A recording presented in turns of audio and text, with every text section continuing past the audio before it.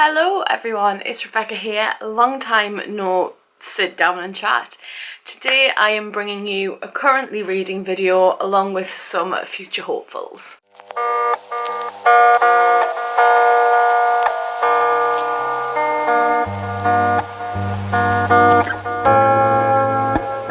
Hello everyone, I hope we're all well. I thought I would pick some books. Hello, can you tell I'm out of practice? I'm not even in front of my bookshelves because I'm in the middle of sorting through them before we move. I feel like all I've talked about the past 7 months is moving, and before we do that I need to go through all of my books. So far I have about 50 to 60 books that I'm getting rid of, so an unhaul video will be coming at some point, most likely, because I know that everybody loves to see me be brutally honest with my shelves. A little bit more about that when I actually do the video. But today I am bringing you my current reads, or some of my current reads, because my Goodreads is getting out of control with my currently reading pile, and I know that there's a couple of them that I'm prioritising. So once I finish those, I will then move on to some other books, which I'm probably going to talk to you about today too. So without further ado, let's get cracking. Okay, so first of all I'm going to go with the one that I'm actively currently reading, and that is These Hollow Vows by Lexi Ryan, which you can't see the cover of because the dust jacket's upstairs. So I will put the cover here. I may also put the Fairy Loot edition here as well because I have two editions. I bought this one when I was in Brighton. I bought it, seen it on the bookshelf, and I was like, I need this in my life. It's very pretty. And then I realised where I recognised it from. It was going to be the Fairy Loot book the following month. So I got home from holiday after buying this book and found another copy of it on my shelves waiting for me to read. So These Hollow Vows follows a young girl called Bree, who is immortal. She's human, not immortal. Immortal. She's human. So apologies for my accent if you thought I meant that she's never going to die. She is mortal, she is human, and she lives with her sister Jazz, and they live with their aunt, who has kind of took them in under her wing very loosely. They live in a cellar, basically. This was giving me Cinderella vibes. I don't know if it's meant to, but it was giving me Cinderella vibes at the start of this. They basically get treated like slaves by their aunt, who wants them to do anything and everything to basically ensure that her two daughters have the best lives possible. Now, in this world, they have connections to the Fae, and every now and again, a Fae prince comes along and thinks about taking a human being, so a mortal, for their bride. They have a big ball, and what happens at this big ball is that the prince will then select a certain amount of people to basically be selected for the next steps, and kind of narrow down who's going to be his bride that way. So a little bit of a free-for-all, and also a little bit of a contest, but not really a contest because all you have to do is woo the prince. So in this story we follow Bree, who's two cousins basically. They are going to this ball, they want to go to this ball, and therefore Jazz and Bree have to do everything in their sort of chore list, everything like that, and they aren't able to go because of that, hence why I think it has Cinderella vibes. We also have a guy named Sebastian, who is a mage apprentice who works next door to where the girls live, and our main character has a little bit of a crush on him. It's not really hidden at all, but basically, to cut a long story short, Bree gets embroiled in this Fae life because her sister gets sold to a Fae family basically as a slave. So she has to do everything she can to try and get her sister back. Unbeknownst to her, people are not who they seem they are, and she kind of has to double cross certain people in her life to kind of get her sister back. And we are currently 27 chapters in, so we're starting chapter 28. I'm on page 339. I have this much left, and I'm actually really enjoying this. I thought I would really like it. It is YA. There have been a couple of intense sort of you know, not smut because it's YA, but it's some intense like sexual tension, fade to black insinuated. So this one is YA, and I was really excited to get to it. I feel like it probably could have benefited from being NA more so than YA, because there are a couple of scenes where the sexual tension is building, and then obviously because it's YA it just has to stop, and you're like, kind of would have made it more interesting if they had have gone the next step with the people involved, because that would make for an interesting sort of storyline to add to the plot. So in the plot we have a girl torn between two lovers, kind of enemies to lovers, kind of friends to lovers, and a lot of deception and a lot of deceit and a lot of mistrust. and I'm actually really enjoying this. As I said, I'm up to page 339 and I'm hoping to get this finished in the next couple of days. I would highly recommend this for anybody who wants to sort of get into kind of like ACOTAR kind of vibes, but doesn't want to go full throttle with the sort of the level of sexual tension and smut, because this is kind of like a good introduction. It's kind of like a good bridge between YA and new adult. Personally, I think that. I may not be correct. It also gives me Shadow and Bone vibes because of one particular thing, and if you read this you will know what I mean. So yeah, I'm really enjoying this so far, and I'm hoping to get it done in the next couple of days. The next one that I really want to get to and finish this year, because I've been reading it now for 4 years, is The Priory of the Orange Tree by Samantha Shannon. Gold award for me, gold star for me rather, for the longest running current read ever. I'm on page 466 of this one, and what I'm going to do is I'm going to go back to the start of the previous chapter. When I picked this one up, I'm going to go back to the start of the chapter and read from there. I remember when I picked this one up last time, I had kind of picked up about 200 pages beforehand and kind of flew through those 200 pages.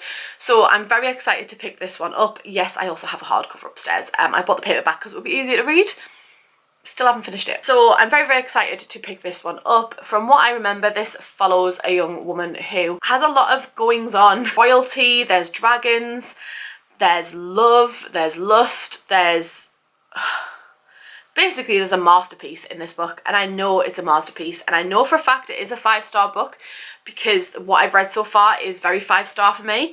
I just need to sit and get it done, and having 300 and something pages left, I probably should sit down and do it soon. So these are the two that I am actively currently reading. I say actively because I haven't picked this one up in a while, and I'm going to next, definitely, hopefully. But these are the two that I'm actively currently reading, and moving on to two that I would like to hopefully pick up soon. First one being A Court of Wings and Ruin, because clearly trying to finish that other 800-page book isn't enough for me, and I now need to try and read a 600-page book. I read ACOTAR sort of in the first half of last year, so I read it in sort of like April, May time. Absolutely loved it and wanted to pick up ACOMAF straight away. It took me 3 months to read ACOMAF because I was trying to savour it, and every time I went to pick it up I wanted to read more and more and more, and I did want to read more and more and more, and I did read more and more and more, but it kind of... it was a difficult time, okay? I was very stressed, and at the time I was trying to read when I was with my in-laws, and I didn't want to have the discussion of, oh Rebecca, what's that book about, right in the middle of chapter 54 and 55, if you know what I mean. So I have this one to pick up next, hopefully. This is my 12 in 2022. It's on there, and it was recommended to me by, oh my god, who was it by? I'll put it up here with the tags. But this was recommended to me by one of my lovely friends over on Bookstagram. So I am going to hopefully try and pick this one up to see what happened, because that cliffhanger, phew, honestly, we have questions that need answering. Very excited to pick this one up, and hopefully we'll fly through it. I better fly through it. Next up we have a middle grade, and I've just dropped a book on the floor, and that is Wranglestone by Darren Charlton. This was another one I picked up when I was on holiday last year. I picked this up at the same time as The Appeal, and I've heard really great things about it. It's a gay zombie love story for middle grade. That's all I know, and I'm here for it. So I'm very excited for this one. It's supposed to be a very quick read because it's middle grade, and I know that I'm not the target audience for middle grade, but it's nice to kind of dip your toe back into the innocence waters that often deal with like quite difficult or touchy subjects in a really smart way. So I'm hoping that I can pick this up and absolutely fly through it and absolutely love it. We then also have a one that I did start. I got sort of 30 pages into it, and that's If Cats Disappeared from the World by Genki Kawamura. This is a one that was recommended to me by one of my friends outside of the bookish community. They suggested I pick this one up, and I'm fully anticipating crying. So this follows the concept that you make a deal basically with the devil, and in order for an extra day of life you exchange something that you think you will never ever need, and it will disappear. And it's about the characters making the decisions of what to get rid of and how many things you would sacrifice for the sake of an extra day of life, and what the repercussions of that is. So for example, if there's no cats, there's going to be rats everywhere. and mice and whatever. And if there's no cats to kill, or catch said rats and mice, you know, that could lead to house infestations. It could lead to, you know, very far-fetched, but the plague, basically. And all the kind of different things that, you know, are a result of things disappearing from the world. So I'm expecting to cry. I feel like novellas like this will make me cry. So these are the 3 books I'm hoping to pick up soon. These are the 2 books that I would like to bloody finish soon. And there we have it. 5 books that are in my immediate reading TBR vicinity life. Words are hard. Anyway, yes, that is it for today's video. I wanted to film something like sit downy and hopefully not difficult to edit. However, knowing what I've just said was an absolute crap show, I may have a lot of editing, so I do apologise to myself in the future for that. But thank you all so much for watching. Are any of the books that I've mentioned here on your TBR? Have you read them? Let me know in the comments down below what you thought of them. No spoilers if you can help it, because obviously not everybody reads the same things, and some people have them on the TBR like myself. Some people have no interest, blah, blah, blah, blah. So no spoilers if you are talking about the books in the comments down below. If there's anything on this TBR that you see that you liked and you think I will like, and then therefore have another recommendation for me, also let me know in the comments down below, because 99% of the time I probably have that book on my shelves already. Thank you all so much for watching. If you open the links in the description, I always get this wrong. If you open that description box, you'll find a link to all of my social media channels. I'm trying to be more active and more interactive on different platforms, so come say hi on those. And if you've made it this far, leave me a book stack emoji or a yellow emoji for Priory, because it's always pretty. And also, side note, TikTok is doing this thing where if you have more than 1 copy of Priory, because not everybody is, you know, stable and normal and only buys 1 copy of a book. If you have more than 1 copy of Priory of the Orange Tree, this bit and this bit and this bit all open out to 1 big cover. So if you have more than 1 copy, put this bit here next to the spine, which is then next to the back, and it makes all 1 pretty picture. There you go, a little bit of inspiration and information that you really didn't bloody well need. Thank you all so much for watching. Sorry for my rambling. If you made it this far, you deserve a medal, and I shall see you all soon with another video. Bye!